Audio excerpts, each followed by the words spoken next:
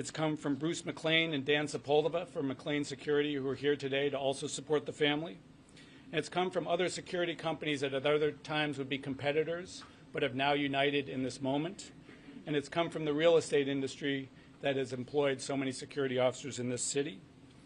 I also want to recognize that Blackstone and Rudin companies have also lost folks from their corporate families, and our heart extends out to them, as well as the NYPD and the family of Officer Islam. Our hearts go out to all of those impacted. So now I would like to introduce Smith Etienne, the younger brother of Alan, who would like to say a few words, and I'll just note that he does not plan to answer any questions today.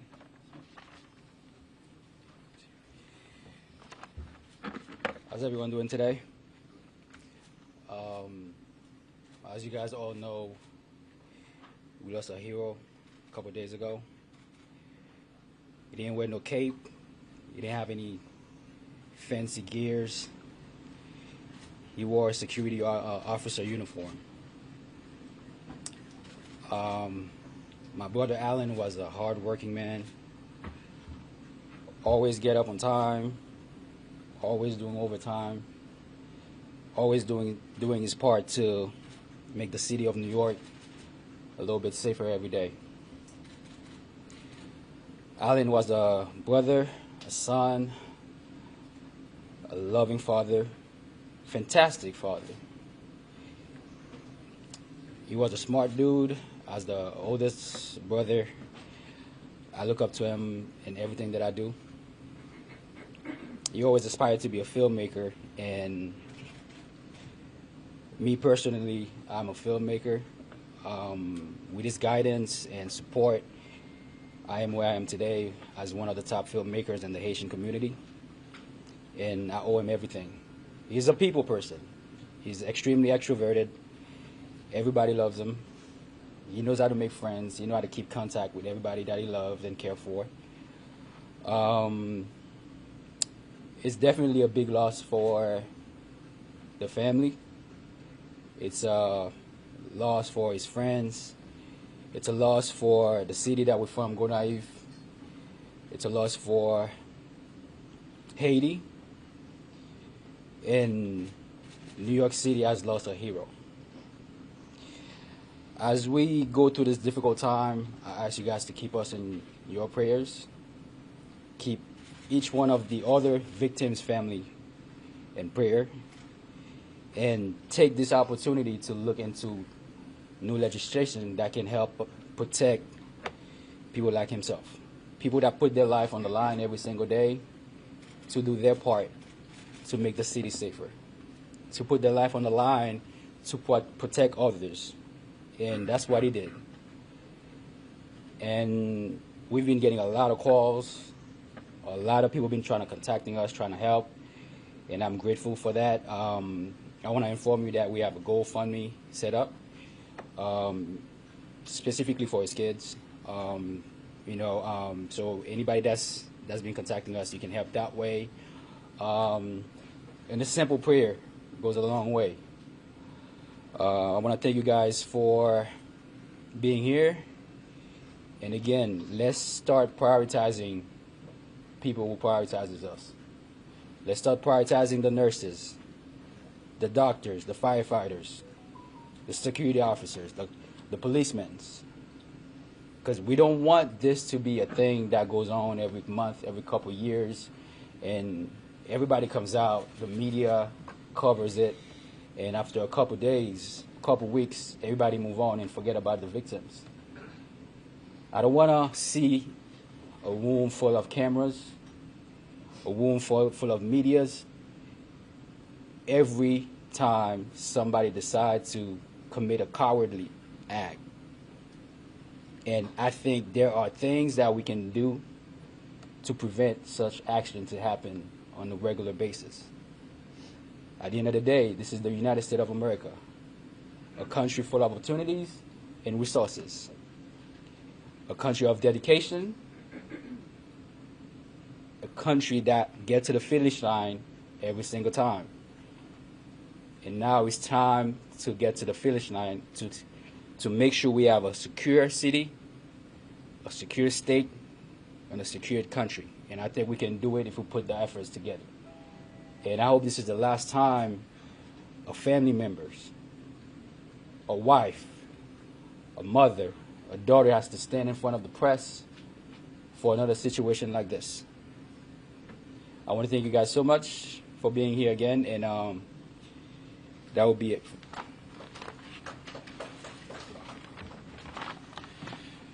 All right, thank you, Smith. And now I'd like to introduce Shamsul Haq, the co-founder of the Bangladeshi American Police Association and a retired senior NYPD commander. Thank you very much. Good afternoon.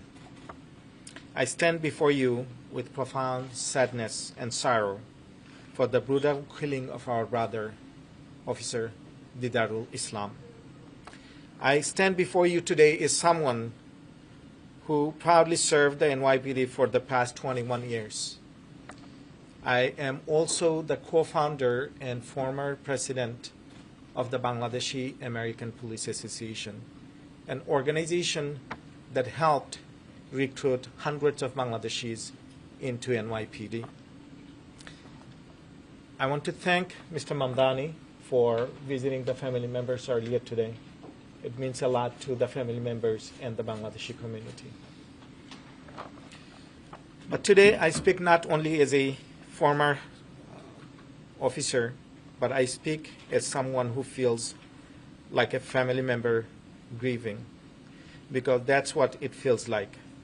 Officer Islam was more than a fellow officer. He was one of us, and losing him feels like losing a brother. Officer Islam was brutally killed in broad daylight. We knew the risk.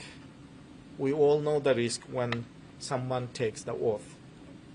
But we never truly expect the day would come when someone we know, someone so close, is taken away from us so suddenly and so violently. This tragedy is deeply personal to me, because Officer Islam and I came from the same district in Bangladesh. We spoke the same dialect. We share similar customs. We understand each other. And his death left a hole in our community and in our hearts. Right after 9/11, just like me, several dozen of us joined the NYPD to do two things. One was to protect a city that we call our home, a city that we love and care, but also to dispel the misconception that you are a Muslim and there is somehow a connection to terrorism. So after several years, we decided, I called my friends to open up the Bangladeshi American Police Association. And our goal was threefold. One is to increase number of Bangladeshis to NYPD. Second was to help them go up the ranks. And the third is to bridge between the Bangladeshi American community and the police department. But since then, the Bangladeshi community has grown in the NYPD. More families have encouraged their sons and daughters to join. And they have felt pride watching their children to serve New York City as a police officer. But today, that pride is somewhat overwhelmed by pain. This brutal loss has shaken us to the core. It is just not a tragedy for the police officers, Islam's wife, his children, and his family, but it is a tragedy for all of us, for all fellow officers, for all our community. We'll never forget Officer Islam's bravery, his service, and his sacrifice. His memory will live on in our hearts and in our community and NYPD. May Allah grant him highest place in Jannah, and will carry will all carry forward his legacy, his honor, and with unity and with love. Thank you very much.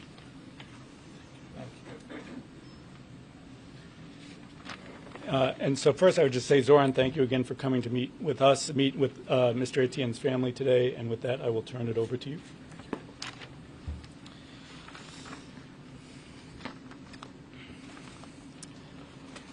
I want to thank Manny and 32PJ for having us here today and for allowing me the opportunity to convey my heartfelt condolences to Alan's family, who we heard from just earlier. I want to thank retired Lieutenant Shamsul Haq, who co-founded the Bangladeshi American Police Association, of which Officer Islam was a member. I landed back in New York City this morning and went directly to the home of Officer Islam, where I met with members of his family, young and old, who are heartbroken over the loss of their son, of their brother, their father, their husband, their friend, heartbroken in a way that words cannot fully describe. And as we spent close to an hour together, there were moments that stayed with me. Moments like when Officer Islam's sisters asked me, who will we call Bhaiya now?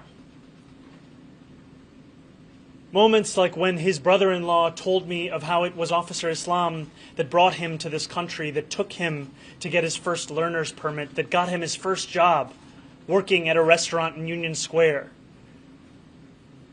where they would speak together every single day. And when he told me that for him, Officer Islam was an open door, and now that door would be forever closed.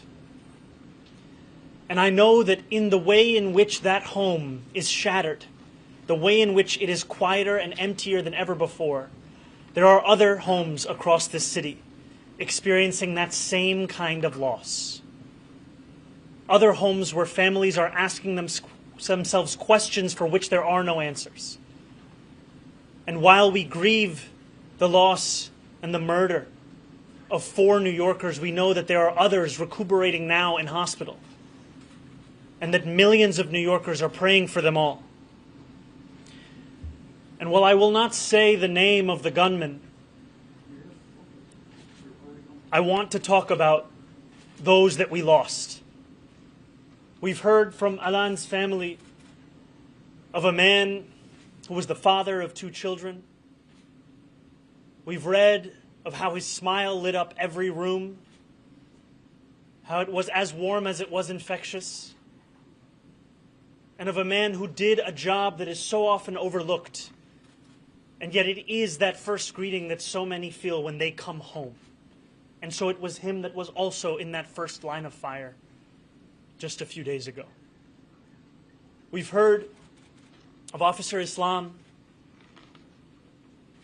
a police officer who leaves behind 2 young children, a pregnant wife due to give birth just in the next month,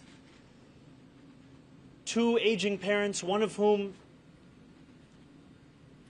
is struggling in his own health. And we know also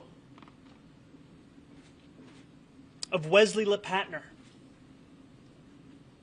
who was a New Yorker that shone brightly across this city, who served on the boards of the Metropolitan Museum of Art, the UJA Federation, the Heschel School,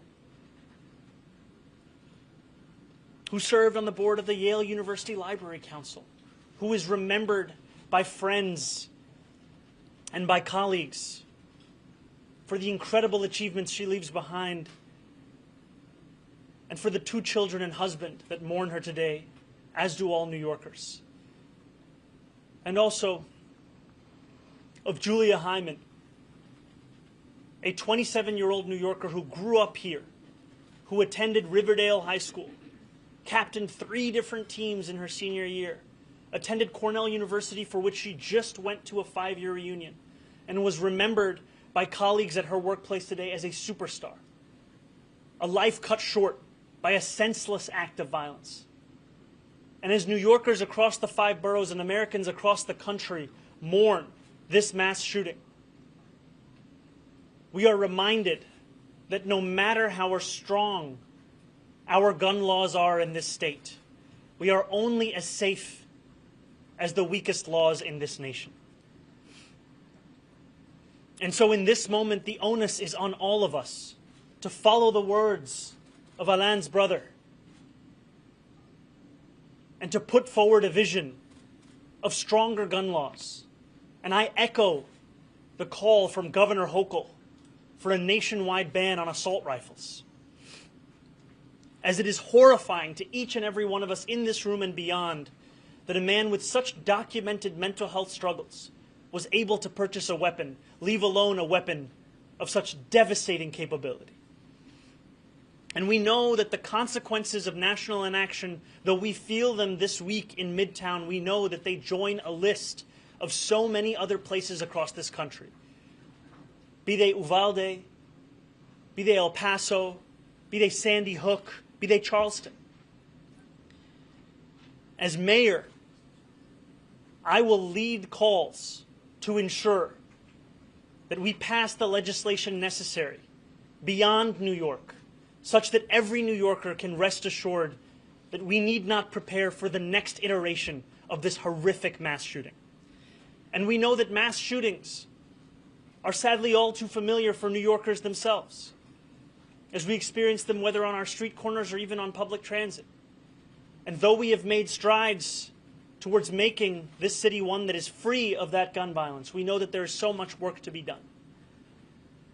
And in this moment of mourning and of grief, I want to thank law enforcement for their response to the horrific shooting on Monday and their work in keeping New Yorkers safe. I ask that in this moment we come together as New Yorkers and we remember the 4 of our neighbors that were killed.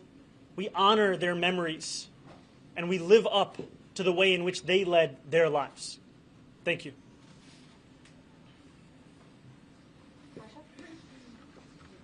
Hi, Marsha. Thank you. I'm wondering, I know you just talked about the fact to honor the people who responded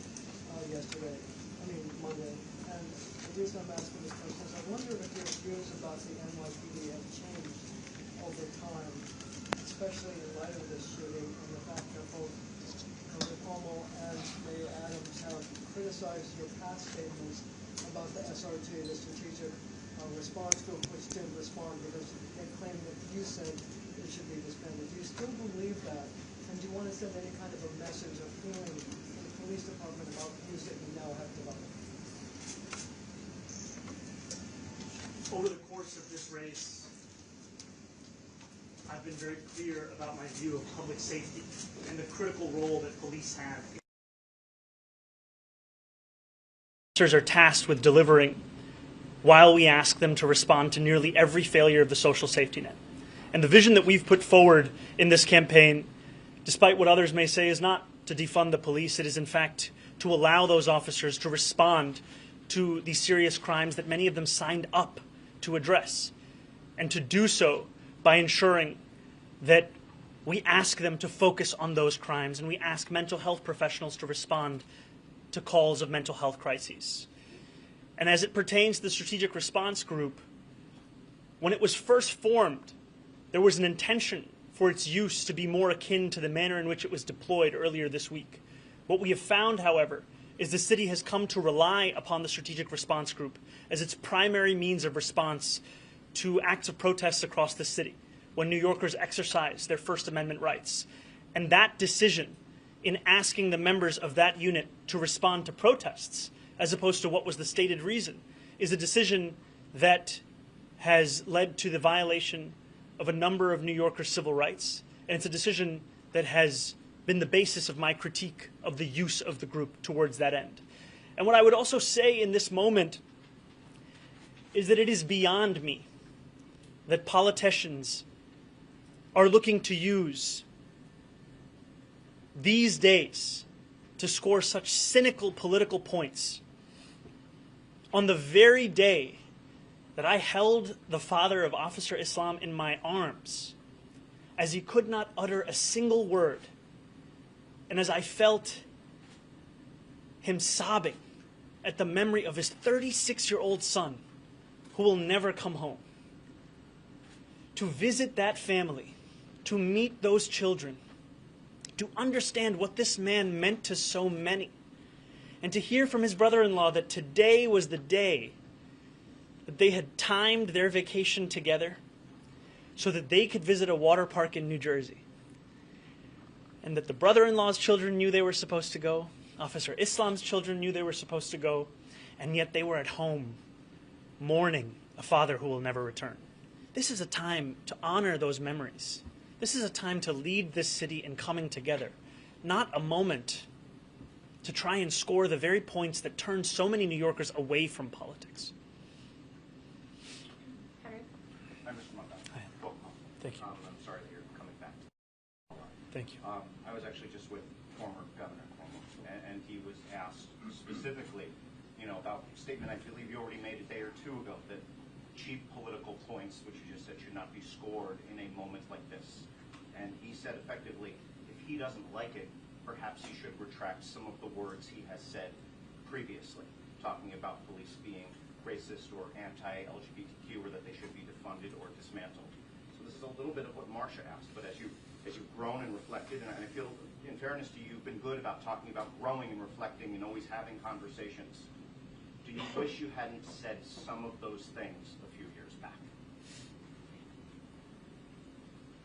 My statements in 2020 were ones made amidst a frustration that many New Yorkers held at the murder of George Floyd and the inability to deliver on what Eric Adams, of all people, described as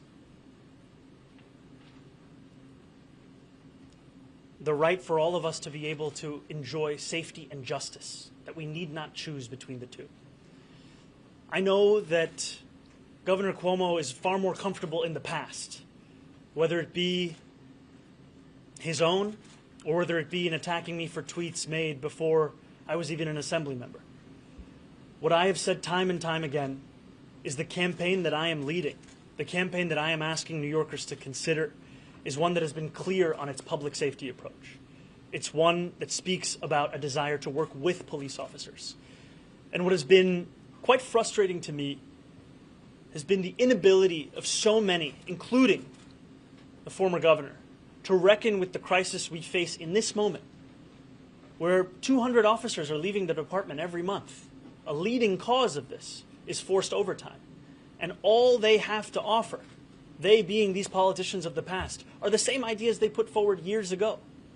What I am speaking of is a vision that will not only address public safety, but also keep officers in this very police department, will ensure that they can actually respond to the crimes that are being committed in this city. Because as we've seen in the first quarter of this year, we were only able to resolve 35% of all of those crimes that were reported. And part of that is a reflection of asking officers to do nearly every single thing we can think of. And so I'm proud of the public safety platform we've put together.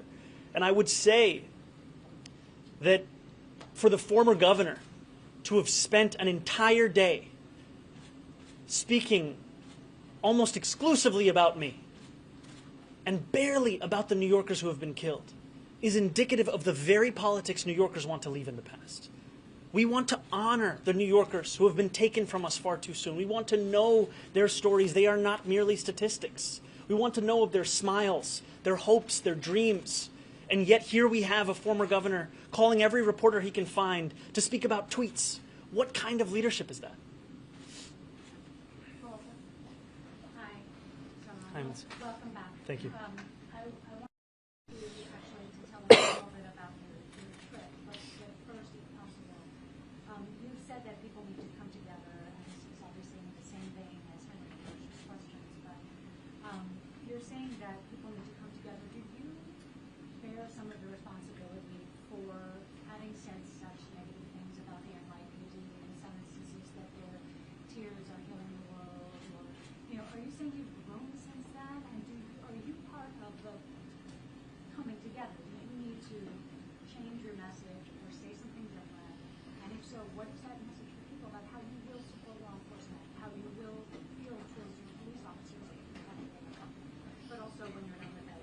Yes, absolutely.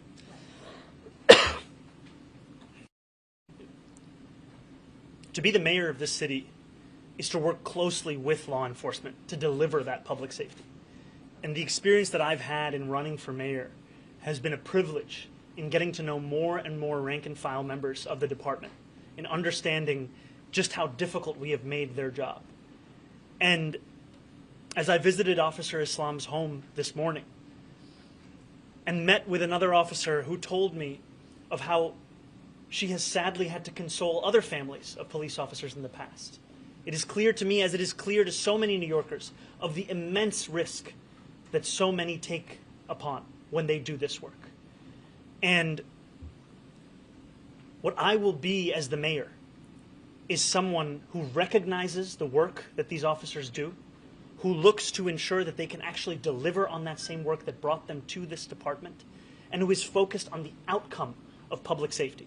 Because what has happened far too often is a distilling of that which either provides or denies New Yorkers safety into a political discourse, where we spend far more of our time trying to score these kinds of points than in asking ourselves, how can we ensure that New Yorkers are safe? And while we have made strides in that safety, clearly we are still home to a site of a senseless mass shooting. And so there is much work for us to do here in New York City, but there's also so much work to be done at a national level. And that is why, again, I appreciate Governor Hochul taking this moment to point not only New Yorkers but Americans towards a way in which we can ensure that history does not repeat itself. Can I follow up Please. briefly? Since I don't hear you saying, you're not retracting what you've said in the past, you're not saying I no longer feel that this is question, these tweets are going to keep resurfacing by your rivals. How will you avoid, as a candidate, this subject coming up again and again if you're not sort of addressing those words and kind of putting them into a look? Andrew wishes he was running against me in the past. He wishes that he was still living in the past, where he was the governor of this state. The sad reality for him is that he is running against me now in 2025. And despite his attempt at running an entire primary campaign based upon finding every tweet that he can that is in direct contradiction to the policies and the politics that I am running on, New Yorkers were able to see through that and elect me as the Democratic nominee with the most votes in the history of New York City mayoral primaries. And so if he wants to continue to try and litigate a race based upon tweets that are clearly out of step with the vision that I have, with the statements that I have put forward, then he is free to do so, because what he will find is that New Yorkers are more focused on the now and the vision that we have for the future than they are on an attempt to litigate this city through a medium of tweets. Did you want to say anything about your wedding celebration? How you spent the last couple of weeks? It was a pleasure and a privilege to celebrate my wife Rama and my marriage in the city that I was born, Kampala, Uganda, with family and friends that have raised me, to reunite even with the doctor who delivered me 33 years ago in Nsambia Hospital, and to take a moment to appreciate all those around us who make us who we are, and to know that there may not be those same moments in the future. And this is one precious time that we had. And it was a pleasure to be there, and it is a pleasure to be home in New York City. Hey. What the former governor brought up as well yesterday in many comments was that comments like the ones you've made are part of the reason why the NYPD and many other police departments across the country are having a hard time recruiting officers, retaining officers, and that he believes it's language like that that has really affected the morale of departments across the nation. I guess I wonder if you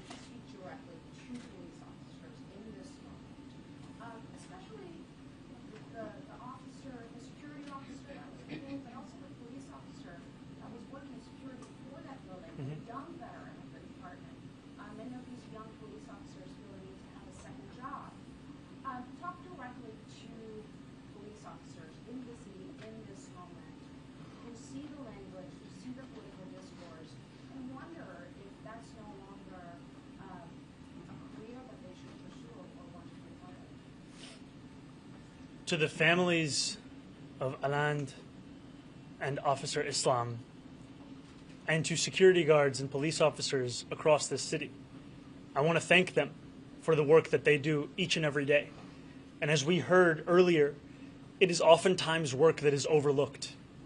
It is work that we do not remember until moments such as this. And it is work that is difficult. It is work that inspires questions like the one that was asked by Officer Islam's mother when he went from being a school safety agent to becoming a police officer. She asked, "Why do you want to take on a job that is so dangerous?" And he said, to leave a legacy behind that his family would be proud of. And I know that that is a conversation that so many have across the city. And it is work that I truly appreciate. And looking at the crisis of retention that we have in this city today, to try and pin it upon tweets from 5 years ago, as opposed to the conditions of this moment, is to ignore what officers themselves are saying. When you ask officers why they leave, one of the leading causes they cite is forced overtime, an inability to have a quality of life when they know they are actually going to come home. These are the kinds of things that we have to address to ensure that not only can we keep the officers we have on the job, but that we can also deliver on public safety.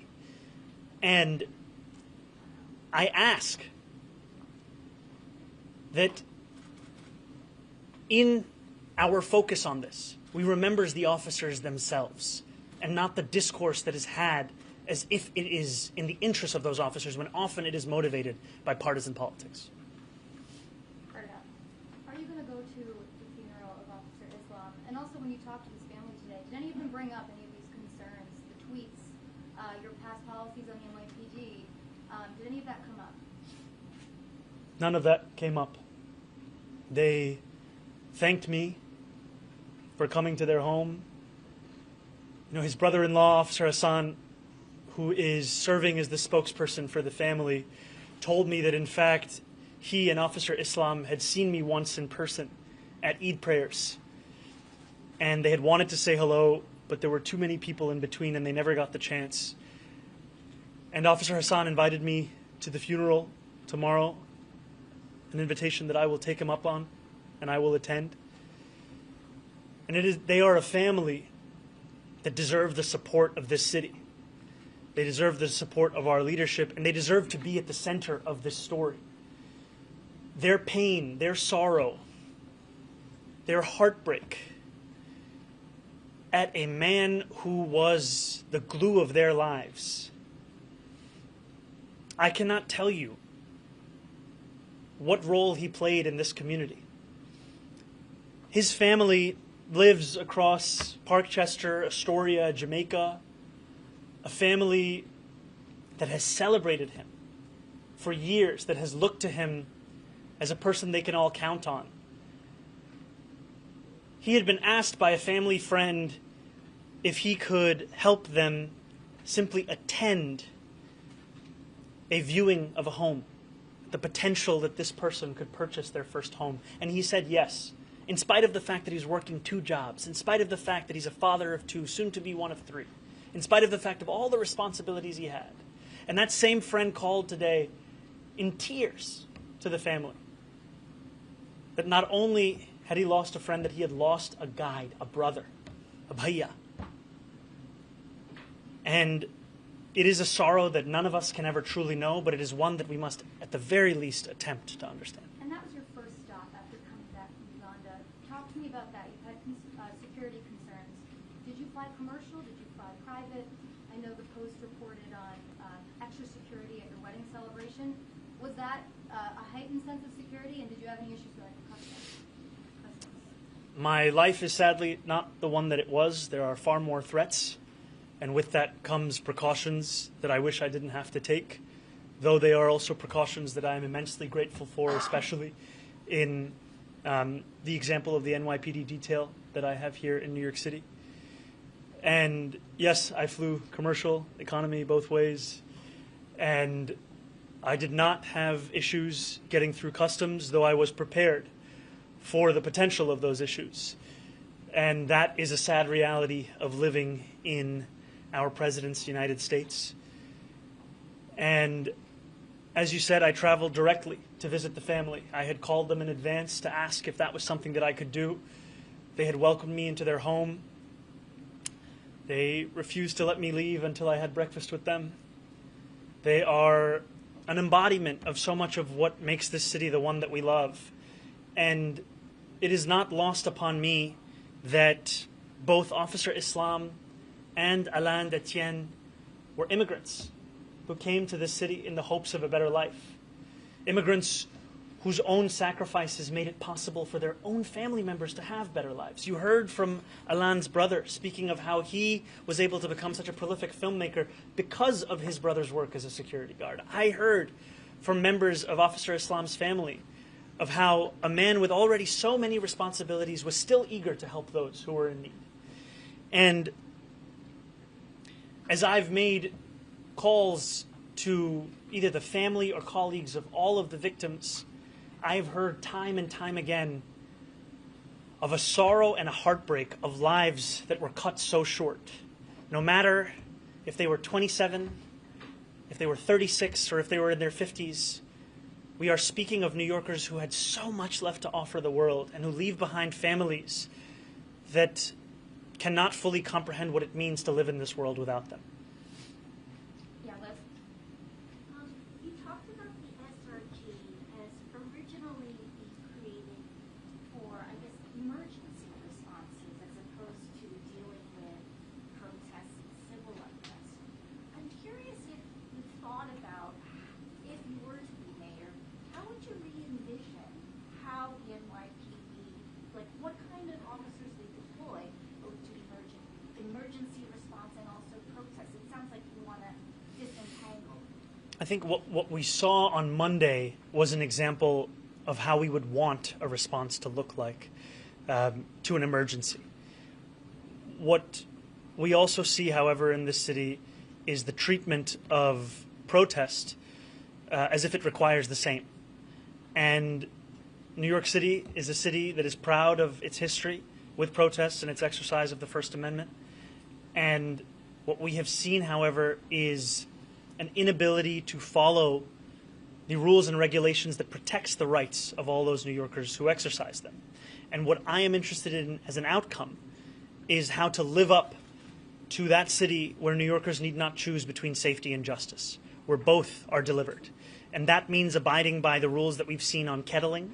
That also means ensuring that we do not settle for misconduct lawsuit after misconduct lawsuit as it pertains to protests and the policing of those protests, but instead we change the manner in which we respond to those protests in the first place. You would disband the SRG, but you've come up with another emergency response team. There is a need to ensure that every act we take is one that is actually delivering public safety. And what we see right now, especially with regards to how we respond to protest, is not in line with that. Thank you. Did Officer Islam's family say anything about whether they're inviting Andrew Cuomo to the funeral tomorrow? Then I also wanted to ask about your trip. While you were away, some of your critics found it offensive that you didn't try to return to New York City earlier after what happened Monday. Did you try to return earlier? Officer Islam's family did not bring up the former governor in the time that I spent with them.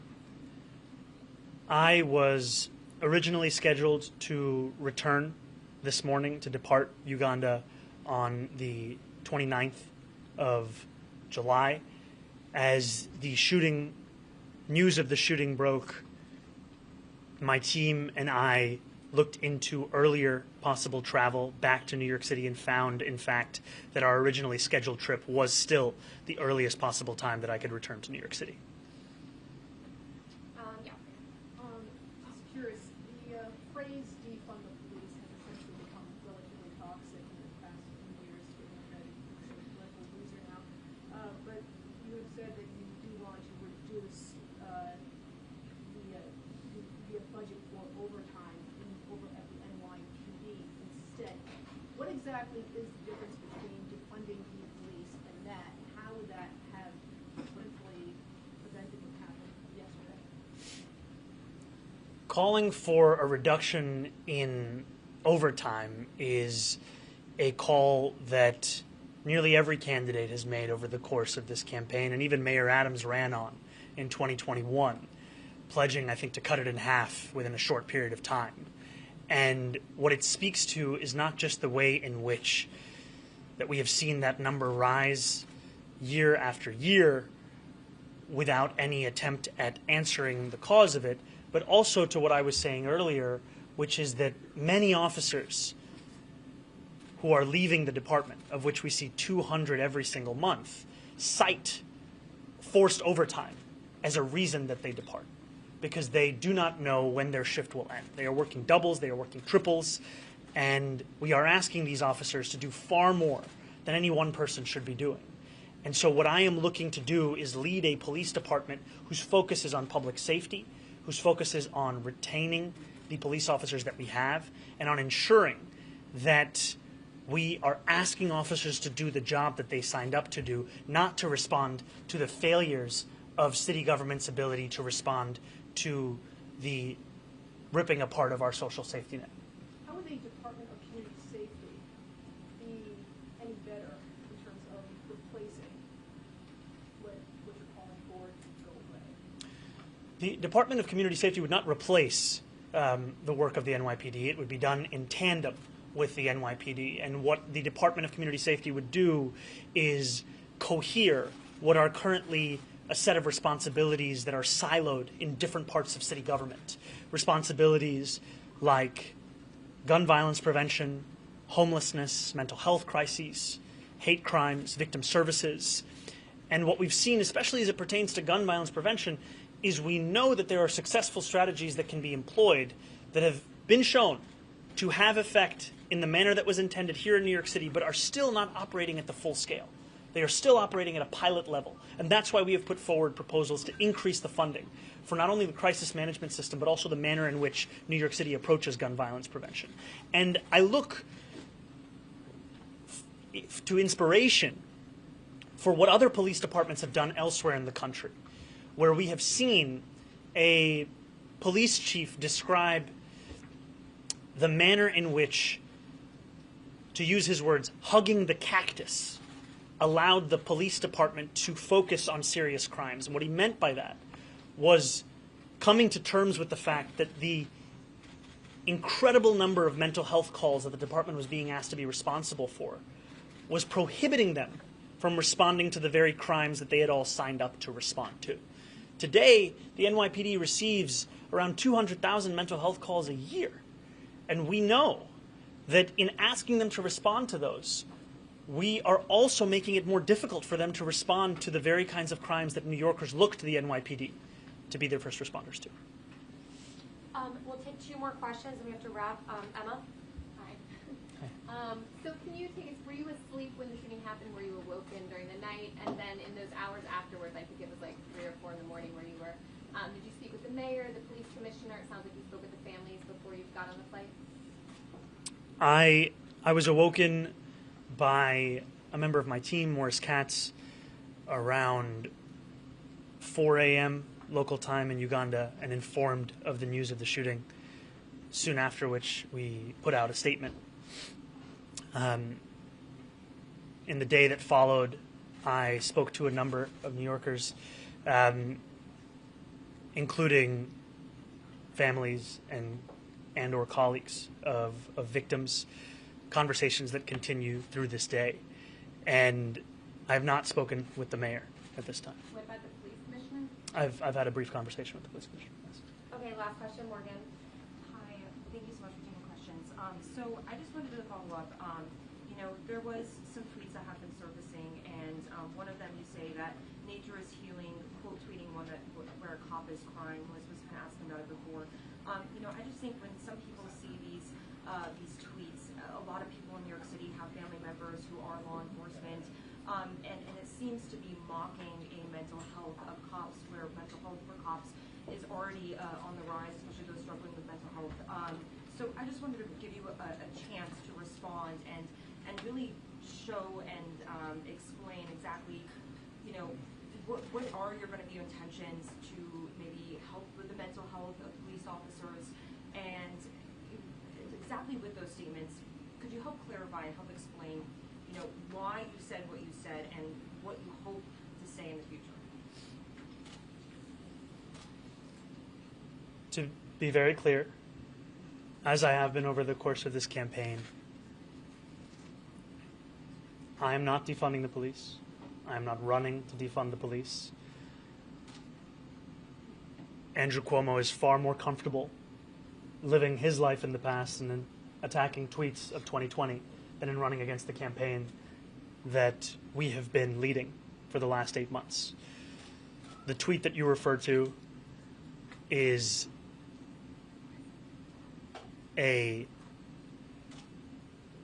tweet that is out of step with the way in which I not only view police officers, the immense work that they do in this city, but also the seriousness with which we need to treat that work and the difficulties that come with that work. And so much of what I've shared today has been out of a vision of how to deliver on that which motivated so many to join the department. I am, as was said by Henry earlier, running as a candidate who is not fixed in time, one that learns and one that leads. And part of that means admitting, as I have grown, and part of that also means focusing on the people who deserve to be spoken about. Because our politics too often creates incentives to spend moments of mourning discussing other candidates, when in fact, many of these victims have not even been buried yet. We are speaking of families who are organizing funerals. And these families' focus is solely on those that they have lost. And we have seen that what they deserve is a moment of empathy, of support, of honor. And what they deserve in the future is one of leadership that seeks to embody those things while ensuring that our focus is on delivering that public safety. And that is who I will be as the next mayor. Thank you, everybody. Thank you. Thank you.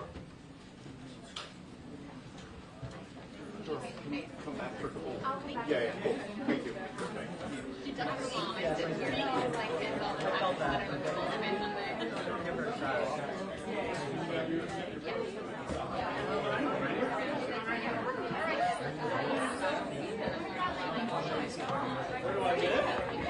CBS.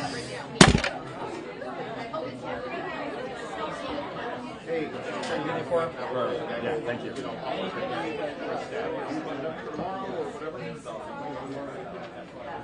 Okay.